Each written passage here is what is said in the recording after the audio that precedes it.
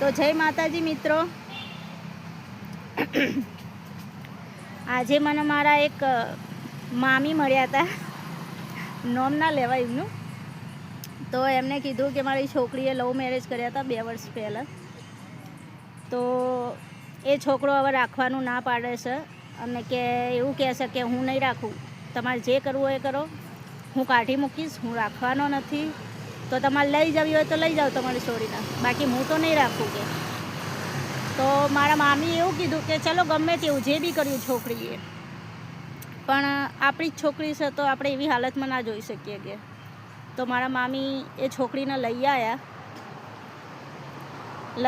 ને અત્યારે બીજા લવ મેરેજવાળા કેવા હોય એવા છોકરા એની માટે શોધે છે અને કદાચ નાતરું કરવાનું વિચાર હશે. તો એ છોકરીનો મનખો બગડી ગયો, પ્લસ એનું જીવન બગડ્યું. એટલું સરસ જીવન હતું એનું, બધું એને એક છોકરા પાછળ બગાડી નાખ્યું.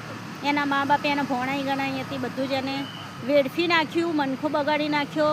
મા બાપની ઇજ્જત કાઢી, છતાં બી મા બાપ કેટલા સારા કહેવાય કે એને પાછી લાવી અને અત્યારે રાખો બી છે અને અત્યારે મેરેજ બી કરાવવાના છે. સારું કહેવાય. મેરેજ બી થાય તો નાતરું કરાવશે, પણ એ છોકરીનું જીવન ફરીથી એના મા બાપ બનાવશે.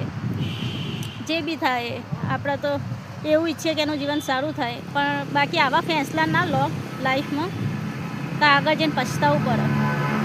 કોઈ બી છોકરા ઉપર આપણે વિશ્વાસ હોય, પૂરેપૂરો વિશ્વાસ હોય તો જ આપણે એનો હાથ પકડવો, બાકી નહીં પકડવો. બાકી આવા અધ વચ્ચે મૂકીને જનારાઓ બી બહુ જ હોય છે, બહુ જ પડે છે દુનિયા.